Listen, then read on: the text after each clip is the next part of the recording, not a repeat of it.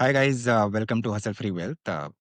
So I have with me Ravi Handa, who runs a YouTube channel with the name Desi Fire Podcast. I have some questions for him, and I'm hoping that you guys can learn something. So he retired in 2022. This I got to know from the videos that I saw, and he retired with a financial corpus of around 8 to 10 crores. Is that right, Ravi? Yeah. All right. Thanks. So now I'm going to start asking questions. And if you guys have any questions that you would want to ask, please drop them in the comments. So my first question is, when did you decide to retire and why? See, I don't really think it was a very, thought out decision that, okay, now this is the time and I should. Uh, it got built up over a very long period of time. I always had this sort of an idea or a wish, you can say that, if somehow I can get free money without doing any work, that would be a brilliant way to live. So I thought that maybe, so blogging is something which I had started fairly early. Let's say in the early 2000s is when I started blogging. And on blogging, you would get some ads and stuff. So what used to happen was I thought that, okay, this is, if you create something like this and money keeps coming in without doing actual work. So that was a nice sort of feeling to have. I also wrote a book and I thought that the royalties would do it. But neither blogging nor writing a book works that way in India. I thought that maybe, you can create some content IP and something can be done that way. So none of that works. The only thing that works is you make enough money. And once you have made enough money, whatever returns it generates, those are the only things which can accrue without putting in, consistent effort. So that idea broadly, and now I'm able to articulate it well because I've been through that journey. If you asked me the same idea 10 years before, I'll not be able to articulate it so well. But that lingering feeling had existed. And I think somewhere around 2020, or I think the few years before that, I realized that, okay, I might just have decent money in the bank because of various reasons, like doing well in my career, running a business, etc. That I don't really need to continue working anymore. And with that as the reasoning, I essentially took this call. Okay. Hope that So, answers your question. eh, yes, that did answer my question. And what is the name of that book? Has that been published or? Yeah. So that book was published back in 2011. It sold for a couple of years. It was called Biz World. It was about the history of modern businesses and stuff like how you got, why is Mercedes called Mercedes? It's named after the daughter of the original guy who started it. Then why is BMW called BMW? So that's Bavarian Motor Works. It's derived from there. So stuff, history, trivia around those. I also have a lot of interest in quizzing as a hobby. And so that book was written with a quizzer's mindset.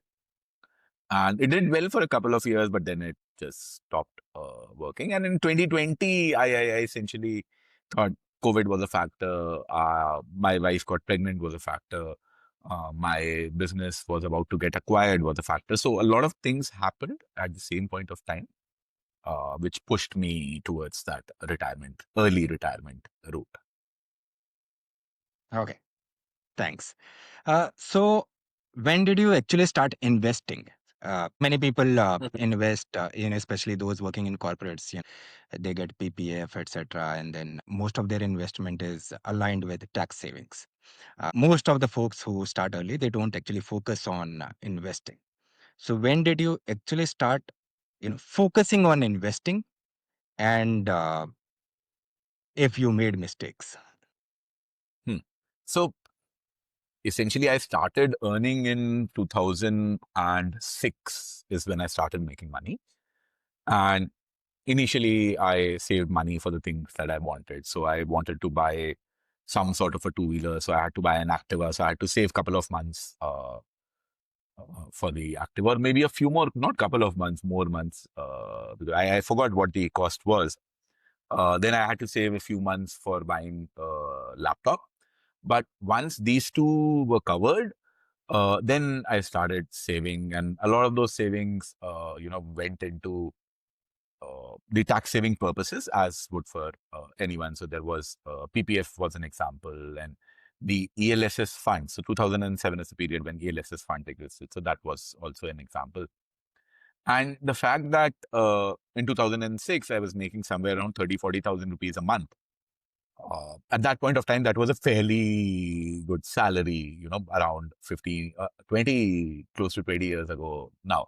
So I was able to save substantially. I was also living in Calcutta at that point of time, which also helps a lot because Calcutta is, even today, it's one of the cheaper places to live in. 20 years ago, it was definitely a very cheap place to live in. So saved a bunch. Investing is after that, I started investing some of it in shares directly. That's 2007. And in 2008 is when the crisis, the great financial crisis happened. And I lost, quite a bit of the money in whatever I had. I think it was wiped off by 50%, 60%. And I realized that I am So perhaps, did you withdraw it? no, I just let it remain. It wasn't any Okay. Then field. it was not a loss, right? Because that would Not have really, regained. because it indeed was, because what I had done was I had invested in individual shares at that point of time. So Hmm. I had ended up investing in Reliance Power, for example, which had IPO'd at that point of time. I had invested in DLF, for example, at that point of time when it had IPO'd, and uh, AMD, Advanced Micro Devices, and ITI, and a lot of other small little companies I had invested in, which gave virtually zero returns or have gone to zero and stuff like that. So the long-term investing idea, that didn't really work from that perspective, because the companies that I had picked, they didn't really survive. Even DLF, for example, has survived for such a long period. But as someone who had invested in the IPO of DLF, I don't think I've done very well. I haven't done the numbers, but even a company, even if it survives 20 years and you hold it from your IPO, for example, DLF being one, uh, it doesn't really work. So when the long-term Yeah, invest because there was this 10, 15 year period wherein it didn't do anything, right? So, Correct. So so the long-term investing idea, it doesn't really always work until and unless the companies that you have invested in, they, even if they perform, see, DLF has been doing very well for the last 15, 20 years. It's not as if the company is doing badly. We hear yes. stories about DLF projects worth hundreds of crores getting sold out in minutes and days and stuff. And I would argue that a lot of the real estate economy of Gurgaon has been built by DLF. So phenomenal performance and company, but does not mean that the investors who are there from IPO, they have made money. So those were the mistakes, and how I fixed them was that, okay, I'll not invest in stocks myself. I would rather take the mutual fund route. So 2008 onwards is when I started investing in mutual funds, whatever little money I could save. And a lot of these things also led to a few other financial decisions, how much money I was saving, where that money was being put, and uh, all of that. And in 2000, I believe by the time 2015 came in, that is when my business, my career had settled a lot more. I was married. And I think 2014 or I believe 13 is when I became a little bit more serious about money, because 2012 and 13 is when I had started my own business, and I had some money saved up, and I had to plan a little bit better, because how do you manage cash flow? And even my wife wasn't working for some period of time over there. So that's when I got serious about money. And but still, the idea remained that you need to go into mutual funds. Which mutual funds, what sort of asset allocation, all those things. Those came in as I learned more and more about all of these ideas over a long period of time.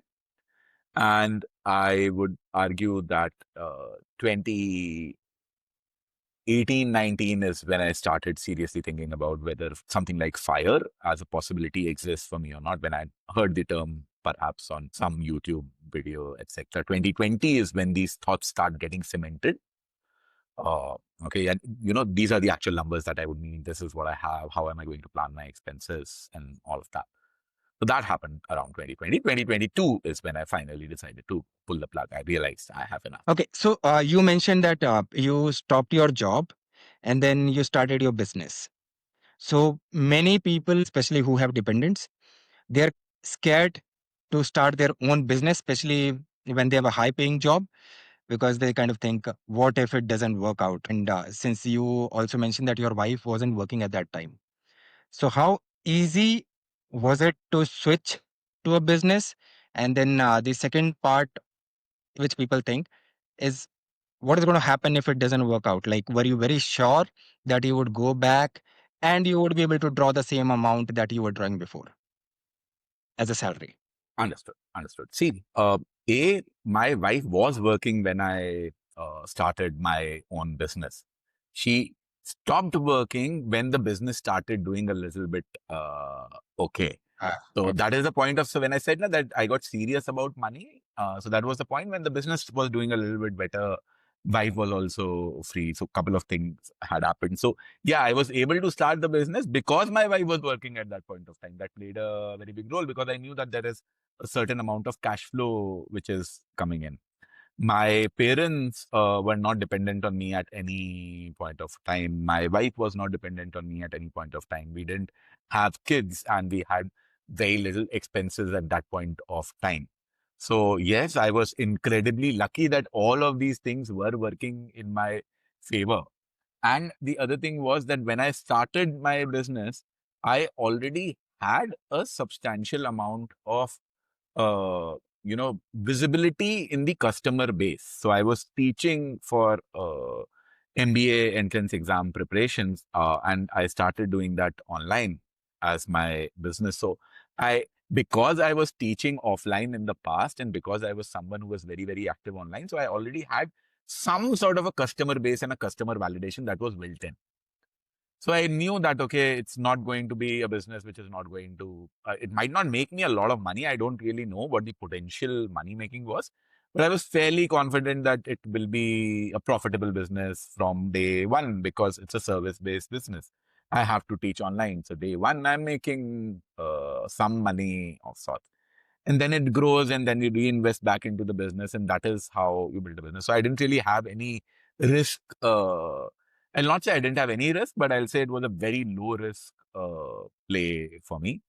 The idea was for me, even at that point of time, was that, I thought, and thankfully it turned out to be right, that it is easier to make money in business by working less amount of effort, which turns out true for a lot of people. It doesn't turn out true for a lot of people as well. So for a lot of people, they end up working harder in the business than they were in their job. So it depends upon what sort of a job you were in versus what sort of a business you are in. It's not that jobs are always harder than businesses, or running your own business is Vice always versa. harder than jobs. So it has to be compared on an individual basis. I do believe that it's not that it was easy for me and it just flowed automatically. But I don't really think that if I was in a job for a 10-year period, the amount of effort that I would need to put in would definitely have been higher to generate the same amount of money that I generated here. So the return on time and effort invested was better in my own business. So that played a very important role in the entire decision making process, so to say. And what Right. was the second part of the question, that, a lot of people have fear about the business failing? Well, yeah, that's a risk that exists, and you need to take some sort of calculated risk in that department. I do believe that Uh, I don't really think that everyone should start a business or no one should start a business. It's pretty much like picking a career. Not everyone can become a doctor, and not everyone should become a doctor as well. So it's a very similar sort of a conversation that I would have with, let's say, a 12-year-old or class 12, somebody who wants to become a doctor. So it's not really, and if you cannot take those sort of risks, there are much easier ways to make, money in your careers. Say, just get out of India, you'll end up making insane amount of money as it is. So that's a much easier way. But people keep saying that, okay, it's not easy, you will not get a job there. I agree that yes, it is hard to get out of India. It's not that people are just waiting for me, yes, come and yeah. But it is going to be easier than growing your career in India to make the same amount of money. It's going to be always easier to, go abroad and build a career there rather than building a business in India as well. So if you're looking for low effort and higher money sort of a return, getting out of India is probably where I would put in the effort. I have lots to say about that and lots to ask about that. But again, probably we'll get into some other video wherein we'll discuss getting out of India aspect because a lot of people have lot many questions. Yeah. But I, anyway, I, I have I'll actually done an entire series of, I believe, 10 to 12 podcasts with Gyan Dhan, is a company called Beyond Borders podcast, in which I spoke to a large number of consultants, people who finance this, people from foreign universities. So I did a series of 12 podcasts, and this belief, so to say, is based upon what I've learned as a teacher over the last 15 to 20 years, because I've seen a large number of them, people come to go for an MBA. B, talking to all of these consultants. So, it's something which exists based upon a large data set of examples, how this works. And again, I've had a lot of entrepreneur friends who have made money, and I've had a lot of guys who went out of India from my own network, from my own batch, and the differences are fairly visible in all of those aspects. no, so that is not a question at all. If you go out, it is definitely going to be easier, as you said, low effort and more money. Uh, But then there are other questions around it: where to go, how to go, which particular fee. That's a It's an different. effort. So वही मैं बोल रहा हूँ ना, Yeah. so you can't just let's say we talk about start a business. So again, the number of questions and the number of effort. Okay, what business to start? How will you get customers? How will you scale it? How will you make profit? How much money to take out from it? How many people will you employ? What all licenses will be needed? Starting a business is a much bigger and a much more complex problem to solve. So I'm not saying that this is easy to do, or even the business was easy for me to do, but it becomes a comparison. From a job, the business part was easier for me. I don't believe that for a lot of them, the business part is going to be easy. And going back to the central point, so boss, you look at your own situation, how many people are dependent on you, how much of a risk can you take, how much money you already have saved in the bank. See, there are multiple things which were working in my favor. My parents were not dependent on me. My wife was working. My wife is very well qualified. So she is a CA and an MBA herself. So she can potentially, just make enough money for the both of us. I had some money saved by then, which also gave me a certain sort of cushion. I had fairly confident customers willing to buy my products before I quit that job over there. So, I did a lot of experimentation that, okay, if I actually put out and sell this product, how many people are actually going to buy that product before I decided to take the plunge? So all of that was there and working, and that is when the plunge comes in. So you need to account for that sort of stuff. Yeah.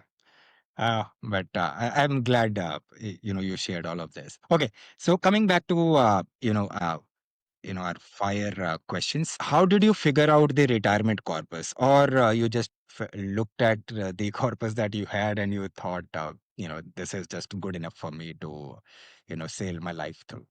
Yeah. So there are multiple, factors at play here. So when I was looking at this sort of data and evaluating, obviously how much money I had played a role. But then the other thing is that whether this money is going to be enough or not. So a lot of thought went into that process, because see, the money you have is the money you have. You can't really do too much about it. You can't magically wish, okay, fine, I should have 2 more crores of rupees and stuff. It will happen. It will take time. And it's quite possible that you earn more money, but those 2 years, the market is back. So whatever you have earned, you have lost more than that in the market, which is also happens fairly frequently, so to say. So I read a lot, went through a lot of stuff over 2019, 2020, figured out what large number of research papers which were there. Uh, right now, there is a lot more information available in the market, and I'm glad that there is. There was info which was available, but it was very, very rudimentary around 5, 7 years ago when I was thinking about it. There weren't uh, many examples of people in India doing it and talking about it. At least I couldn't find anyone, someone who I can call and talk to, and or even find a YouTube video of someone who has done it and actually living it. That was the reason why I started my podcast to talk about this. But the money part of it, I used to believe. I heard about the 4% rule which existed, and then because it is in India, you probably need to downgrade it a little bit. So I came up with my own formula or thesis, so to say, on this, that, okay, I believe I will need 30x plus y as the amount of money that I'll need, where x is the typical annual expenses that I have. So let's say if my annual expenses are 20 lakh rupees a year, then 13 to 20 lakhs becomes 6 crore rupees to take care of that. Plus, any other long-term goals that you have. Say, for example, for my kids' education and marriage, I would want to put in another 1 crore. So that brings it to 7 crore as a number. So 30x plus y, that's the mental frame of mind or the mental makeup that I had. And then comes the idea that, okay, maybe I should add some more buffer over it. uh, the 30x itself is a buffer, and a lot of these expenses are very, very discretionary in nature. So that's how I came up with the ballpark figure, and then I realized that, okay, I will be able to have that much money fairly soon. uh, that's essentially how I took the call. Okay, so now this is where you planned for 30x, right? And Correct. if I remember correctly, you retired at 39 or Correct. 38. 39. So, according to the calculation that I did for my financial independence, uh, so I kind of planned for 50x Hmm. of my annual expenses. The logic being that real rate of return that I took was zero. And obviously, my expenses are way lesser than yours. But how much of real return did you consider while planning this 30x? Okay. What was the inflation rate that you took? Yeah. Did So you? I didn't. So this is what I thought at that point of time. And honestly speaking, I don't think that 30x is the right number. Today, I believe that the right number for someone like me is closer to 20x and not 30x. So that 30x was because I was scared into believing that, okay, 4% is very conservative, and 4% could be risky. And in India, the inflation numbers are different, and the rate of real return should be considered as zero. And all of those factors were thrown around. And that is why I had bought my, a withdrawal rate in my head, at least from a 4% to a 3.33%. That's what gives me the 30x sort of a number. Yeah. uh, I believe that is sort of misleading currently. Today, if you have that conversation with me, I would probably go in for a 20x plus y sort of a number. The y part remains the same, whatever your long term goals are, you keep that money aside. But to replicate the same amount of expenses, I believe a 20x works. And now, so we can talk about, whatever the inflation is and the real rate of return is, etc. So let's spend a little bit of time on that aspect. When we talk about the real rate of return that you're going to get, so what I'm assuming is my equity is going to give me 4% over inflation, so to say. My debt part is probably going to give me a 1% over inflation, so to say, which is the natural inflation numbers which are there across the globe. Obviously, my inflation is going to be typically higher than whatever those inflationary numbers are going to be. So which I believe, so that number, so let's say if the government's inflation number is X%, I will put that to X plus 2 for myself, just a couple of basis point higher on the long term, which means whatever returns I'm getting on the debt part of it gives me a minus 1%, and whatever portion that I'm getting on the equity part of it gives me a plus 2% as a number. Okay with the math till here? Yeah. Okay. And now then you talk about the overall impact that this is going to have. And I believe that I will have a higher equity weighted portfolio, which again, so I essentially thought of a 2:1 sort of a ratio, that I'll have 66% in equity and 33% in debt. And my view about that has also changed over a period of time, which I will come to, which essentially gave me a blended return of, so what is that? So 4 minus 1, 3% is what I'm getting over there, and divide by 3. So yeah, it comes to a little over 1%, maybe 1.5% of real return is what you are talking about. So there is a certain amount of real returns which will come in, which will be somewhere from 1 to 2% is the number that is what I'm going to generate over the very long term period. That is there. But then that comes the question, then how do you justify just keeping 20x Exactly. in it, or even 30x in it? So these are the assumptions that I had at the 30x point of time. Okay. Now, and that is how with the 30x, with the 1.5, that goes to typically around a 45-year-old sort of a number, which was more or less comfortable, but there were other buffers which were built into it. And these are the buffers where I believe, why I now believe that a 20x number is more than fair for most people. No, Be- when you're talking about 20x, is it for 40 year people old. who are deciding to 40-year-old? 20x for a 40-year-old is roughly what I am considering. Why? Okay. Because of multiple factors that now come into the picture. A large portion of us who is going to be in this sort of an income bracket and saving bracket, they will make a certain portion of money on some activity that they will end up doing, because life does not work this particular way, that I am not doing an academic research where I need to look at the worst case scenario and the best case. See, whenever we talk about the 4% rule or the 3.33% rules, we are essentially talking about the worst case scenarios. We are not talking about the real scenarios. So A are actual real returns. If you look at it, the median, even in the 4% paper, if you look at what the median is, the median comes to be closer to a 6.5% number.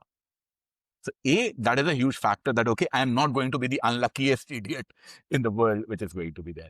The other factor is in the socio-economic group where I've seen FIRE come in, we all have at least some portion of inheritance coming in some way or the other.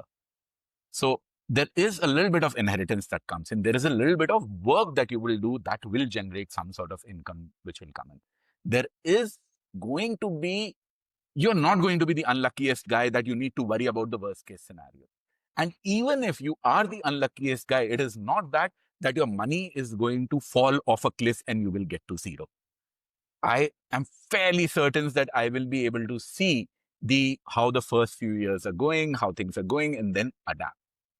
When we talk about X, we assume that our expenses are going to be linear and they will grow in a straight line. It doesn't work that way.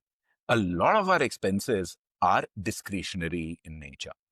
What happens is that, so some of your expenses are going to be flat, and yes, boss, you need to make these expenses. Say, you have to pay your kids' school fee.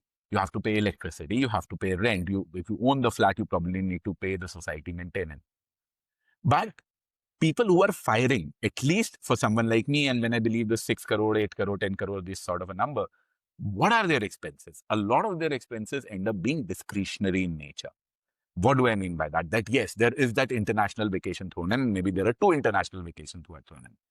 If your plan isn't going exactly to plan, and maybe you have a very bad first year, instead of taking 2 international vacations, you can take 1 international vacation in that particular year.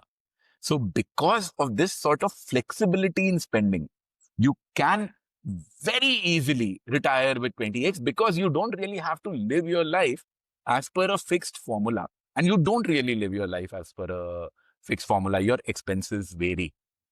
So if you want to have an academic discussion about it, fully agreed. See, what are we doing here? Are we talking about the research paper that we need to put out that, okay, what is the best case scenario and what is the worst case scenario and when can we take care of that? See, if you want to go that way, fair enough. Then that's a very different and a mathematical argument. But all I'm saying is that's not how life is lived. My lived experience and the other people that I know, they are very, very comfortable cutting out one very small expense, and that makes a radical difference. The second thing is that at all points of time, there is some very insignificant amount of income. So let's say if I'm spending something like 40 lakhs a year. Now, in that 40 lakhs a year, if I'm able to generate even 20,000 rupees per month, which is trivial amount of money for some when you're talking about 40 lakh, but that makes a substantial amount of difference in the amount of money that you essentially take out.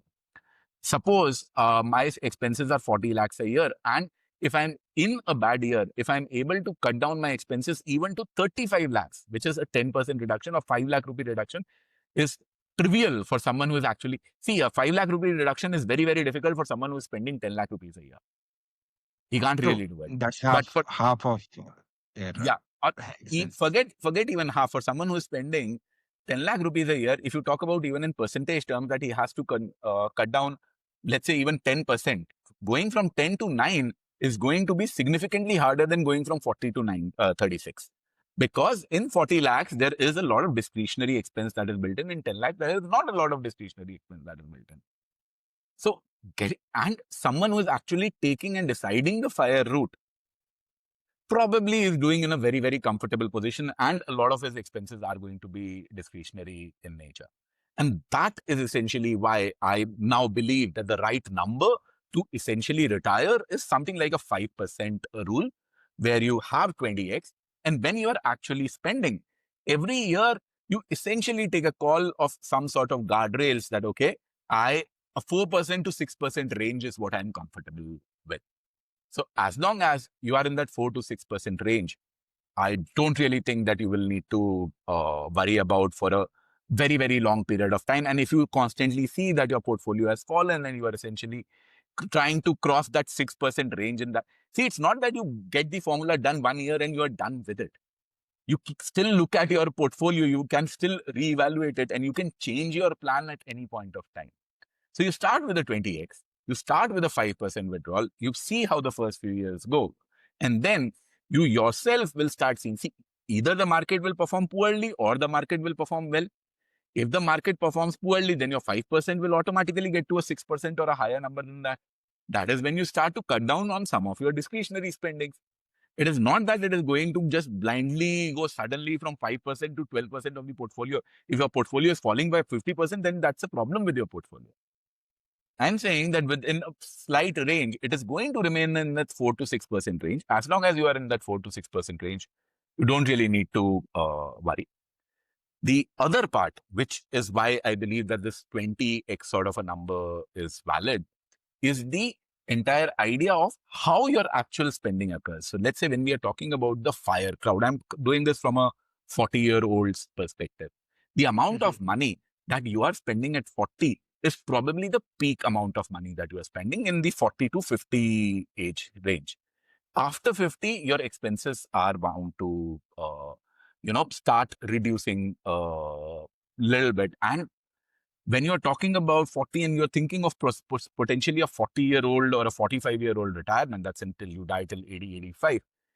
In your 70s, in your 80s, if you think that whatever you are spending today with the inflationary rate that you are actually going to spend that much later, that's not going to happen. There is enough data which exists worldwide that your spending is typically goes in a smile sort of or a slight smile sort of pattern. Your expenses, they're fairly high when you retire, and it keeps on going down, down, down, down. And in the end, for the last couple of years or 3 years, because of medical, there is a final bump up that comes. But even that is substantially lesser than what you have right now, which essentially means or translate that if you are sticking to this 4 to 6% of a range, A, you are avoiding the risk of running out of money, which is something that a lot of us fear that, okay, I'll get to zero. So that gets taken care of if you are limiting yourself to this 4 to 6% sort of a range. And B is that you are also not dying with a large amount of money in your bank. So you need to look at it from a range perspective, that so that you don't really at 50x. I am fairly sure that you are going to die with a lot of money in your bank if you keep spending in that way. I totally agree with the assessment that you made and the assumptions that you took. So, a lot of discretionary expenses, and that can be scaled back depending on the scenario. But I have met a lot many people, and what they want to do specifically is, you know what, मेरे को काम नहीं करना है, ठीक है, I am tired of my work, right, चाहे मैं यहाँ करूँ चाहे कहीं करूँ, it's a stressful life, what I want to do is I am going to continue working, ठीक है, जब तक, बट मेरे को वो फ्रीडम चाहिए नहीं कहने का, right, today I don't have, because I don't have enough corpus, और वो मेरे को कॉर्पस इकट्ठा करना है, and I want to know how much corpus is going to be sufficient for me, right? I'm not going to spend on discretionary expenses, because for me my mental health is far more important than leisure activities. So what I want to do is I want to probably sit at home, be with my family, go out on vacations, not necessarily an international, India mein hi, I'm going to just go to hills, beaches, etc. So if I tell that person that, dude, 20x is okay, and he shuts the shop, that's not going to be good, right? So It I is understand the 100% going to be good. That's what I'm saying, that this is the fear mongering that has been going on. You look at, see, that if you look at a large amount of data, the large amount of text which is available on this sort of fear mongering about a 4% rule, that 4% is way too conservative. See, you are looking at the worst case scenario in the idea of protecting an idiot, so to say, that, okay, he will not realize and his money will run out. That's essentially what you are saying, that, okay, after 10 years, he realizes that something like this is going to happen. So if you are, you are going to tell this particular guy that, okay, he has very limited sort of expenses, and if he takes 20x and let's say his plan fails, can you define what that failure means? It is not that after 10 years, his money is going to run out. After 2 years, after 3 years, he will be able to see that, okay, my spending is not being met. And at that point of time, think about it realistically. What is the more likely scenario? That A, he does some small little work for, meeting some portion of his expenses. B, he cuts down on a little bit of your expenses. These are the only two ways. Either you bring more money in, or you uh, this is the money that you have. Either you put in more or you take out less. All I am saying is that even if that scenario happens, that he is the unluckiest guy in the last 100 years. See, 4% rule was built on the data of the last 100 years for the US market. That is where that rule is but essentially then again, that inflation coming was from. taken Yeah, very, right, in yeah. that. So in that sample space itself, if you look at the median numbers and saying that the fact that you're planning for the worst case scenario and the fact that you're planning for him never, cutting down his expenses, that's not how life works. That's my entire point, that if you have to advise someone that, okay, what should I do? You cannot do that based upon a mathematical calculator. You have to do it on a realistic life experience. And if you believe that, if you tell this guy, so let's take an example of this guy. This guy comes to you that, okay, I'm spending 10 lakh rupees a year and I have 2 crore rupees of money. And in 10 lakh rupees a year, I can do these XYZ things. Is it good enough for me? I'll say yes, it is good enough for you. But Because he then will, yeah, the question comes, the same question, that it is easy for you to reduce some of the expenses, but this 10 lakh guy, even if you tell him to reduce 20% of the expenses, that's not going to he will happen, not right? be, Because yes, he will not be able to reduce 20% of the expenses. I fully understand that. But the point is that this guy who has collected 2 crores of rupees at the age of 40, that's the example that we are talking about, in 3 years down the line, in the first 5 years. So the sequence of return risk which exists, which is how your money gets depleted fast enough, is probably for the first 5, 7 year period is what we are talking about. If Yes. things are not going very well for him after the first 5 years or after the first 7 years, even if he picks up a 20,000 rupee sort of an assignment every now and then from here and there, he will be able to live a much better life, because the other option that you are telling him is that, okay, you don't do it at 20x. You are essentially telling him that, okay, you wait till 30x or 40x or 50x, as you are talking about, which will Yeah. potentially taking him, boss, you retire at 50. See, if you're at 20x at 40, you'll probably, take 10 more years to get to something like a 50x sort of a number. So what you are telling him is that, no, you work till 50 and then you essentially take a call. What I'm saying is that, no, boss, you retire today, see how the first 5 years go. And even after the first 5 years, the only thing that you will need to do is probably pick up a very small little assignment and be done with it. The point is, when you take an academic approach to the paper, that, okay, what is the number which will fit on an Excel? You are forgetting the fact, by the fact that you are telling him that do not retire now, you should potentially retire at 50 to take care of the worst case scenario. I'm saying that ideology of being so ultra conservative is bad for the user. For the Okay. user, So it's much better that you tell him that, okay, at 40, you are good enough. These are the adjustments that you might need to make depending upon what your lifestyle is. And those sort of minor little adjustments, it's also if you are the unluckiest guy in the world. See, the sequence of return risk exists. I'm not denying the existence of it, but the sequence of return risk, the impact that it will have on so once again, instead of looking at the worst case scenario, if you shift to the median is around 6.5%. That's my entire point. If you look at the Indian data, how Indian markets have done in the last, phenomenal 30 odd years, I don't think that's going to repeat itself. But there, the numbers are close. Let's go back to the origin of why did this 4% rule come into the picture. It essentially started with the idea because people used to say, okay, 8% should be there and 9% should be there and 7% should be there. Dave Ramsey, one of the popular financial podcasters, yeah, yeah. very recently said that 8% is probably what you should be withdrawing. The 4% rule was made as a conservative worst case end scenario argument to them. The point is, when you are actually advising or suggesting people, you need to give them realistic numbers, along with the fact that, okay, you know, if I give you two options, that A, work 10 more years, get to 50x, or B, you do this, 90% nothing bad will happen to you. There is a 10% chance that there is something bad that will happen. And in that bad, what you will need to do is you'll need to cut down on 20% of your expenses or make 20% of income from somewhere.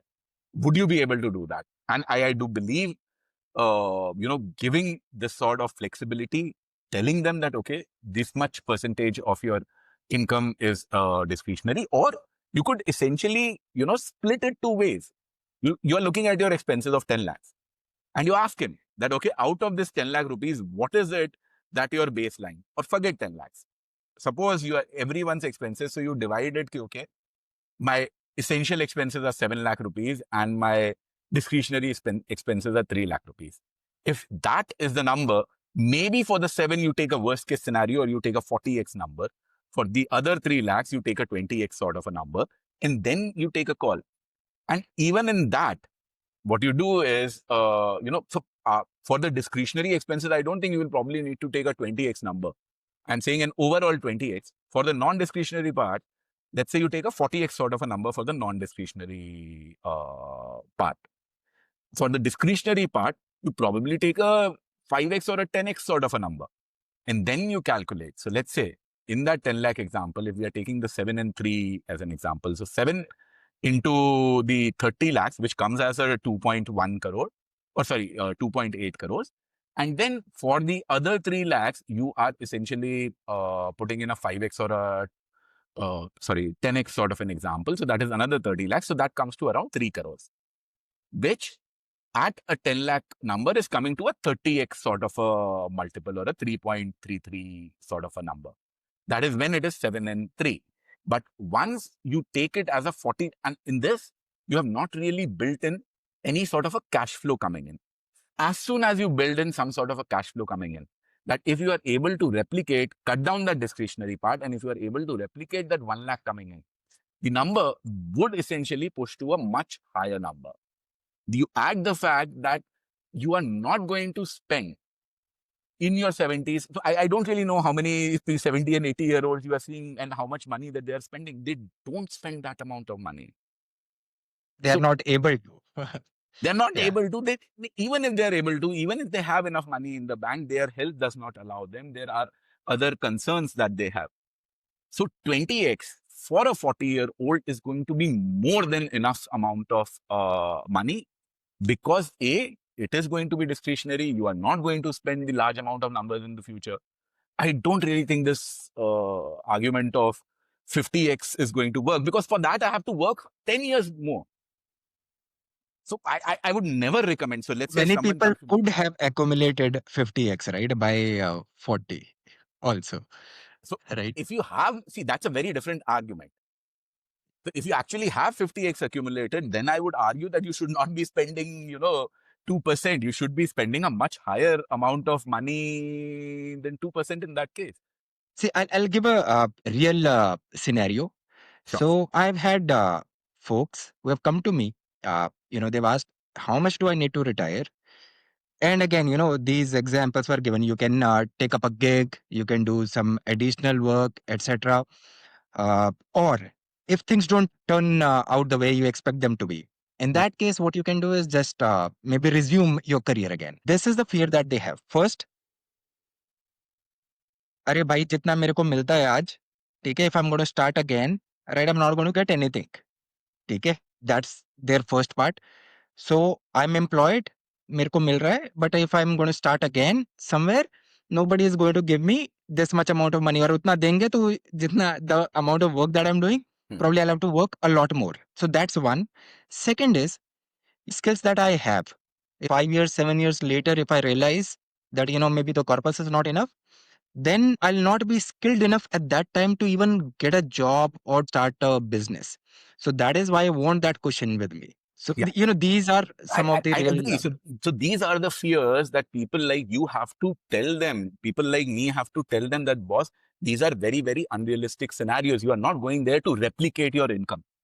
Even if things go bad, you are not expected to replicate your income. See, you are earning 100 rupees right now, and potentially you are expending 40 rupees right now. You are not, so I'm not asking you, you are earning 100 rupees, you are spending 40 rupees right now.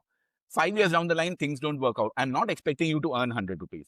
I'm not even expecting you to earn even the 40 rupees that you are spending right now. I'm expecting you to earn maybe 5 rupees, maybe 10 rupees, because even if you are able to take a 5 rupees to 10 rupees or a 10% or 20% of your expenses with this sort of a side gig, that goes a very, very long way. So this 20x number is going to really work for you if you pull the plug today, and 5 years down the line, 7 years down the line, if see, multiple things need to happen. You need to be bloody unlucky. That's the first part of it. The median number is around 6.5. And saying that you start with a 5, and if you are unlucky, you adjust. See, the expense part is also, it's range bound. I'm not saying that you continuously keep on withdrawing 5% with an inflationary rate. The other fundamental part is no one just, keeps withdrawing the same amount of number per month. I don't really know how you actually do that. I withdraw whatever I have to spend from my portfolio. If I'm spending 5 lakh rupees this month, I will withdraw 5 lakh rupees. If I'm spending 1 lakh rupees this month, I'll withdraw 1 lakh rupees. Otherwise, what will I do with that money lying in the bank? So I Also, don't really think that this, that, okay, if this happens, that happens. All of this scaremongering is the problem which pushes people to work longer than necessary. See, that's the problem. That by telling you tell them that, okay, that this risk exists, then this thing is there. If you have enough amount of money, if you already have 50x, you have 100x, if you have 500 crores, doesn't matter. We are essentially talking about someone who potentially has 10 lakh rupee of expenses and 2 crore rupees is his corpus. What are the choices for him? The choices, so let's say if he goes to someone like you, you'd say then, okay, you probably need to work till 40x, or you probably need to work till 50x. That means you probably need to work 5 years more, or 7 years more, or 8 years more, or 10 years more. I am telling him that no, you pull the plug today. Median case, you don't need to worry. Even 75th percentile or 25th percentile, even if you are in the bottom 25%, till then you don't really need to worry. You need to worry if you are that unlucky, and the options that you have post that would I would argue, and I have seen this happen, that you are smart enough to adapt. That would you rather work more? Would you rather? No one would want to join their job back, because that is an immense fear कि अच्छा हाँ इतने मुश्किल से मैं इस problem से निकला, मैं वापस से वो नौकरी करने जाऊंगा तो मैं तो पागल हो जाऊंगा, मैं नहीं कर सकता. I fully understand that. Exactly, that's the point, right? I fully understand that argument. I would go crazy. I would go mad if I'm forced to. But the entire point is, it is not that bad. The amount of adjustment that you will need to do is, you'll need to bring in a very small fraction of income. You will need to cut down a very small percentage. Think about it. At the time you're 40, your 10 lakh rupees is what you are spending. And the first few years are going bad. वो 10 को तुम 8 कर दोगे, 9 कर दोगे. That is much better. Or you would rather work till, I don't know. These are the two choices. That whether you are willing to make a little bit of adjustment, make a small little income, and that is a risk, and that's not guaranteed that you will need to make. There is a 75% probability that you will not to do that. On the other hand, you are work for 5 more years, and potentially you will leave a larger corpus at the end of it. That option needs to be told. I believe, as someone who is practicing telling people for fire, and or for any financial advisor with any sort of fiduciary duty, scaring him into the worst case scenario is wrong. What is good for him? Tell him that choice, that, okay, it's much better to do it at 40. Maybe after 5 years, if things go bad, then this is what you would need to do. It's this scary tactics, that no, this is not enough. Because it's never going to be enough if you look at it that way. I can always find research. There is there's Samasti advisors, Ravi Saravgi, great guy. I really, really like. He has put out multiple research papers on this, and I would recommend that you and your listeners should No, read those. I've gone through that research paper wherein he says that when you're retiring, These sort of your numbers are portfolio. there. Yeah. So Yeah. in all of these numbers, when you look at it, he's essentially talking about the worst case scenario. He has come out with a new paper where he talks about the adjustment of expenses. But all of those are coming in with the idea, if you have to do, life is not an academic research. If I was doing an academic research, that is what I would say. If there is a friend or there is someone who is listening to it, he comes to me. But I'm telling him 20x, and I can virtually guarantee that you just need to be able to make these couple of little adjustments, and it's going to be more than enough for you. All of this fear mongering that people keep saying with 50x and 40x and those sort of numbers, it I is do not not the right way. agree with that, part of fear mongering, because that's essentially not you're trying to do. What you're trying to do is tell them that this is their worst case scenario, and this is what is the average scenario. For example, this is what I have prepared for myself, right? Because I could. But then whenever I'm talking to people, it depends on their portfolio, it depends on their skills. There are plenty of things that they need to look at. But if somebody No, comes but and if you tells are me that, happy, I agree that. So personal finance is personal. If you say that, okay, every person's scenario is different, perfectly okay. But when you're talking Mhm. about the general guidelines, what is it that you would suggest? What is the argument that you would make? You cannot make a theoretical argument based upon the worst case scenario. That's essentially Okay. what the 4%, it's called the safe withdrawal rate. What does the word safe mean? The safe means that, But okay, that it's is for able to make US, right? it's able Again, to make the I know worst you case talked scenario. about it, but that's for US, right? But okay, anyway, couple of questions on this, right? The Sure. first one is, when you are planning for 20x, are you factoring in? I'm sure everyone should have health insurance, Hmm. right? But then, are you factoring in exigencies that could happen, and they have not parked a separate corpus for this? That's the essential, because So 20x is what you're see, keeping. 20x is, so again, so 20x, the number that we are essentially talking about is, it's to replicate the X amount of expenses that you have. So if you're planning for a 12 lakh rupee expense a year, this 20x Hmm. is going to replicate that. The Y part of it, Hmm. which is the, say for example, for me, that's essentially my kids' education and kids' marriage that I'm talking about. That's there as separate. For health, now, if you have a question of specific, so you have to look at it from a separate way. Are you talking about, is your kids' college education a part of it? No, No, no, it is no. not a part of it. See, If you want I'm to take a not talking farmhouse, about. if you're talking I'm about not talking health, about additional expenses. I'm just talking about medical exigencies, right? So okay. So if you're you, talking about what do you do? yeah. So if you're talking about medical exigencies in nature, I do believe that health insurance will cover a very, very large part of it. And if it's a worst case scenario that happens, that some portion of it, so get the best possible health insurance. So that's the first thing in place. that you should have the best possible health insurance with whatever top-up covers and whatever the shit, you can plan for. No doubt about it. And once that is there in place, now, if there is some sort of such a scenario, that such sort of a life-threatening disease that happens, see, again, it comes to the sort of corpus numbers that we are talking about. Let's say we are talking about a 5 crore sort of a corpus is what exists as the 20x number that comes in. 25 lakh rupees, yeah, 25 lakh rupees, 20x, 55 crores is the number that comes in. For that sort of a person, even if you're planning some sort of insurance will take care of large part of it. And if something such So life-threatening let's happens, plan for somebody who spends 10 lakhs, right? Majority of the folks spending are 10 lakh rupees, I don't really know what sort of people, someone who is spending 10 lakh rupees, they are not really coming up with 2 crore portfolios. I really don't know someone with a 2 crore portfolio who is spending 10 lakh rupees and earning what, 20 lakh rupees is what you are talking about? If he's saving 50% maybe of, 25, 30. no, Yeah. that's not a very realistic example. How many people do you actually know in my I network? know The plenty of people people who are who thinking about earn fire 10 lakh, who spend 10 lakhs, right? and earn And they want to pursue this, financial freedom. again. So these people, once let them get to those 2 lakh rupees. See, the people that I am talking to, people who are actually firing. I don't really have seen anyone who is spending 10 lakh rupees and is thinking about, fire, so to say, until and unless he is living alone. So people are married, people have kids, people have, houses to buy, people have international vacations to take.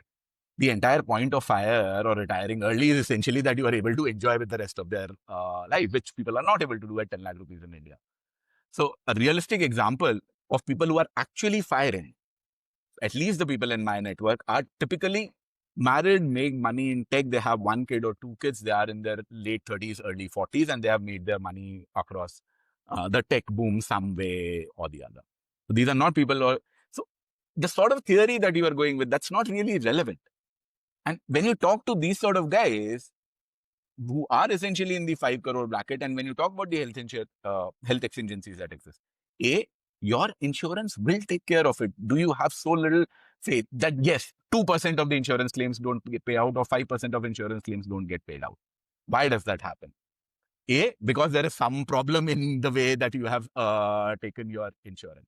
If you have the right top-up cover, if you have cancer care or all of these things, will those impact your financial plan? Yes, it will impact your bloody life. Yeah.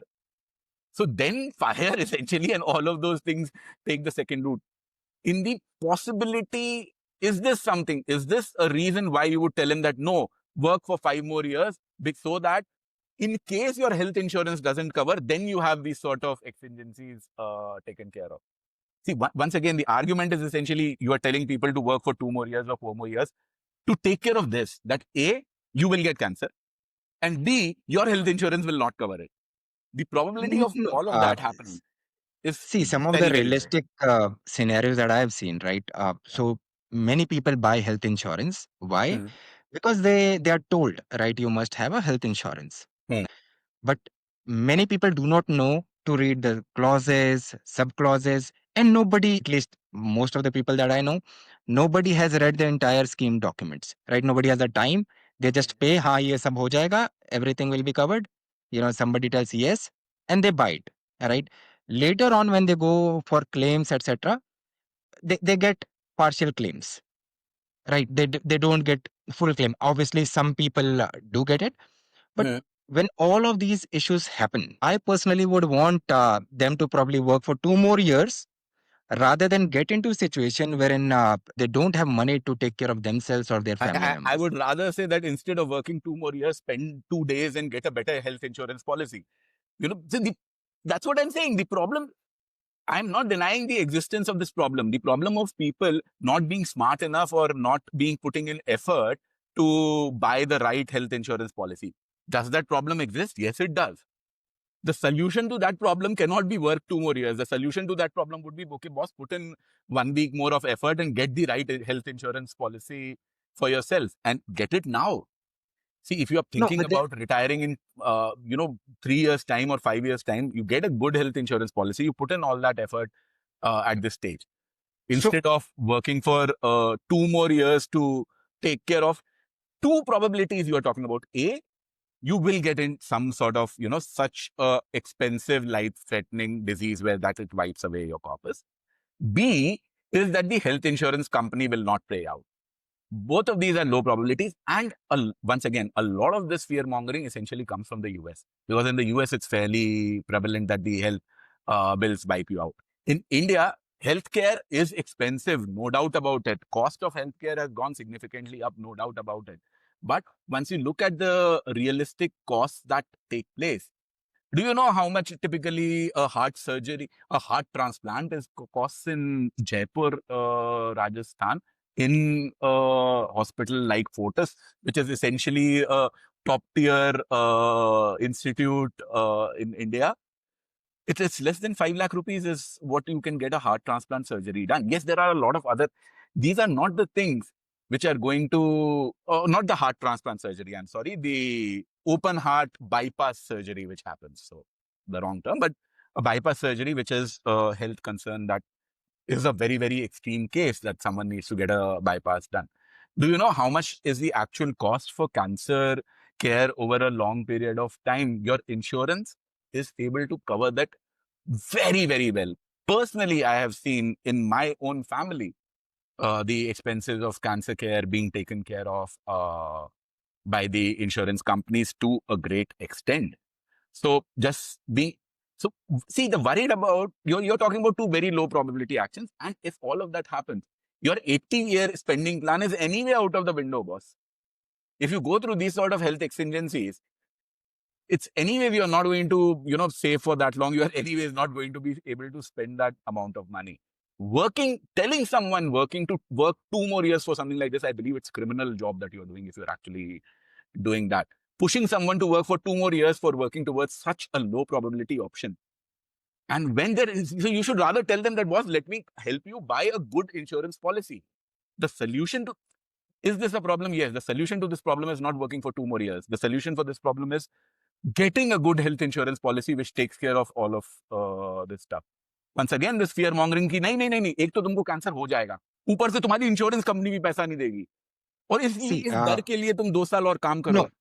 n- no. See, if you look at data, you talk to people, you'll come to realize that they would have taken health insurance, but then there are issues. Sometimes, again, one of the issue that I talked about is that they didn't know about the clauses. Second is about the hospital, the kind of billing that they do, then the insurance companies, etc., etc. These things do happen, and these are realities. And Yes. second issue is, I would personally uh, suggest people to have some amount of corpus for medical exigencies also, along with a good health insurance too, right? So even if, let's say, nothing of this happens, right, it doesn't mean that money is going to get vanished, right? So what if it gets delayed by 1 or 2 years, rather than Yeah, putting so you say somebody in the that's the situation. problem. You are recommending me to delay it by 2 years for the No, purpose of two taking. years is 2 years is just an example, right, that we are taking. Fair enough. So Somebody. let's talk numbers. So okay, let's say if there is someone who is spending 25 lakh rupees a year, and Mhm. I'm suggesting a 5 crore corpus for them that exists. What is the amount of exigency that you are asking someone like this guy to build? I am saying for someone like this who is spending this much amount of money, just his insurance, there is nothing that he does not need to work even a single day over and above this sort of numbers. If you are suggesting for a 10 lakh guy who is in the 2 crore range, how much are you telling him to work more? I don't know. See, again, it depends on the factors What, that are okay, there, what is right? the sort of number? So you're talking about building a separate buffer for a health exigency. What is that Mhm. buffer? Is that buffer 5 lakh rupees? Is that buffer 10 lakh rupees? Is that buffer 50 lakh rupees? Is that buffer 1 crore? It has to be at least 20 lakhs, It has to right? be at That least. So when you're talking yes. about, an exigency buffer of another 20 lakh rupees over Mhm. and above this sort 2 of crore. over and above that 2 crore amount, I think that is way too much, because all of this will essentially, so someone like this will take 2 more years. Yes, 10 lakh rupees a year is essentially what he would probably be saving. So you're essentially talking about No, basically 1 year because somebody who is spending 10 lakhs not necessarily earning 10 lakhs, right? They could he's be earning earning 20 lakh rupees. So 30 that's what I'm lakhs. saying. He's earning 30 lakh rupees. So you're talking about someone who is saving 66% of his take home income. Yeah, people do that. Okay. So yeah, for I him, I was able yeah, to yeah, save yeah, yeah. 70% People of do it. that because people make a different amounts of money. So Yes. let's say, so for him, you are suggesting maybe that he works 1 more year just to take care of this exigency. I would still not do that because of the very simple reason कि boss, it's such a low probability item. उसके लिए तुम अपना 1 साल लगा देगा life का. Putting Yeah. in one Okay. more year to take care of. See, if something like this happens, I would Mhm. rather adjust my lifestyle. वही है ना कि तुम you are trying to play the again the safe वाला कि अच्छा हाँ अगर ये हो गया तो कि एक तो मेरे को ये कैंसर भी होना चाहिए, उसके बाद में मेरा इंश्योरेंस भी पे आउट नहीं होना चाहिए, उसके लिए जो है मैं ये 20 लाख का बफर लगा के चल रहा हूँ. आई वुड सी नेवर जो डू दैट. 20 लाख आजकल बहुत ज्यादा अमाउंट नहीं होता नहीं, है. मेरे को पता है राइट. भाई, मेरे को पता है, मेरे माँ बाप दोनों डॉक्टर हैं, मेरे को पता है कि हॉस्पिटलों में एग्जैक्टली. कितना खर्चा होता है. So I am fully aware of that. I know how the health insurance system works in India. My खुद की मेरी health insurance जो है वो एकदम बर्बाद हो रखी है और वो मैं अब ठीक नहीं कर पा रहा हूँ. So I'm not denying the problems that exist. I am denying pushing people towards working for 1 more year. I would rather spend 7 days with them, give them the best possible health insurance that they can get, explain what the problems are, and with all the top-up covers and everything that exists today, all of these things can be very easily taken care of, even if you start planning them at, let's say, 35, even at 40. तुम 40 पे भी ये सारी चीजें चालू करेगा ना एकदम बहुत आसानी से, you can take care of all of this.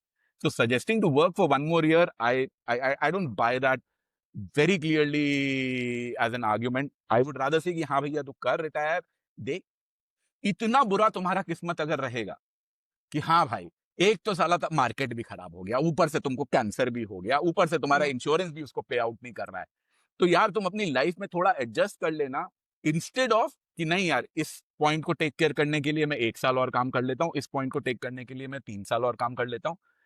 Your life, the 40 to 50 year period, this is essentially what the entire fire thing is all about. 60 Yeah. 60 का तुम 55 कर रहा है, that's a very different argument. But the point is, the life that you will have in your 40s, you're not going to get back.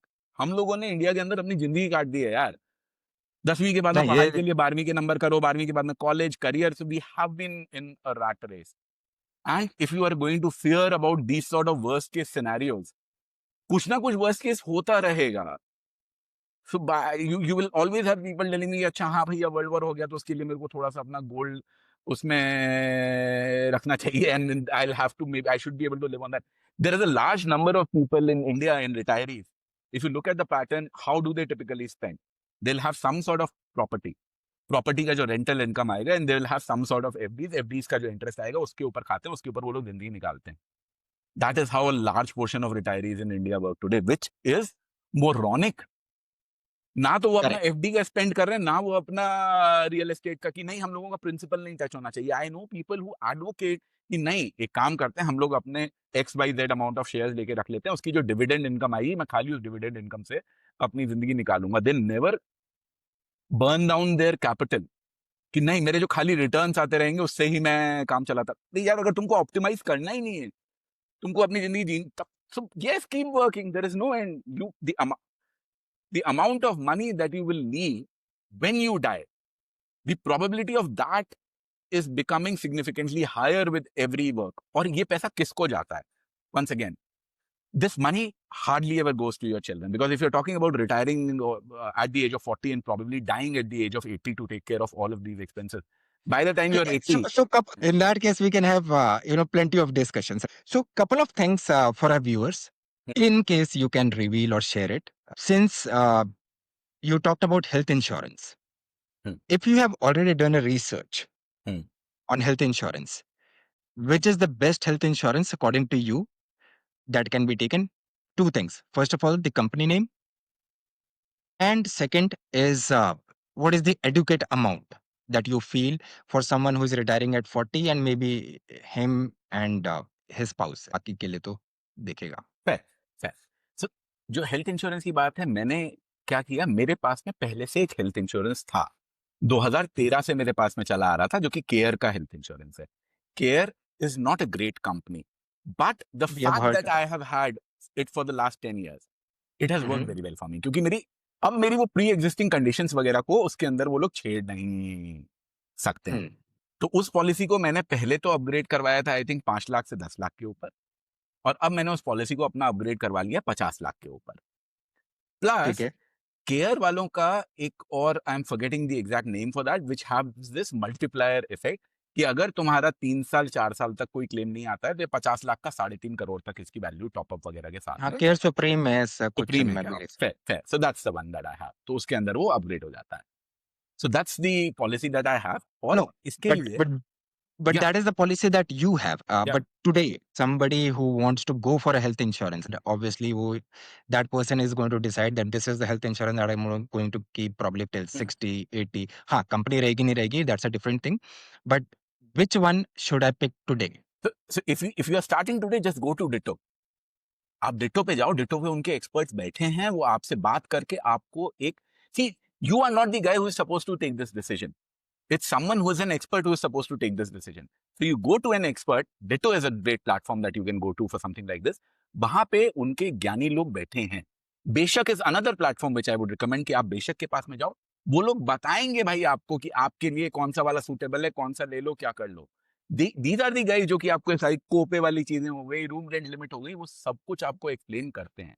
And then But you pick that. but the issue with going to Ditto or Beshak, I'm not. I'm saying that these are great people. I've Mm-hmm. personally interacted with them. The issue with, let's say, Ditto is that they have certain policies or certain companies that they have a tie-up with. Hmm. So basically, they're going to pitch limited amount of options. Hmm. So if somebody has to do a research Hmm. themselves, then what are the things? I know there's a list that you need to I look I at. I I would still argue कि भाई तुम जो अपने आप कर लेगा, ditto वाला उससे उससे तो बेटर करके देगा यार. See, whatever you are going to do on your own, the Ditto guy, yes, his choice will be limited because of the tie-ups that they have. But Mhm. whatever you will pick on your own, I would argue वो Ditto वाला जो तुमको खोज के देगा, that is going to be better than what you pick on your own. B, Okay. तुमको best काहे चाहिए? तुमको वो चाहिए जिससे, see, it's a standardized product. तुमको ये चाहिए भैया तुम्हारा क्लेम पूरा होना चाहिए at the end of the day. Correct. Correct. And Ditto will be able to give you a policy जिसमें कि भैया तुम्हारा क्लेम लेम की दिक्कतें नहीं आएंगी.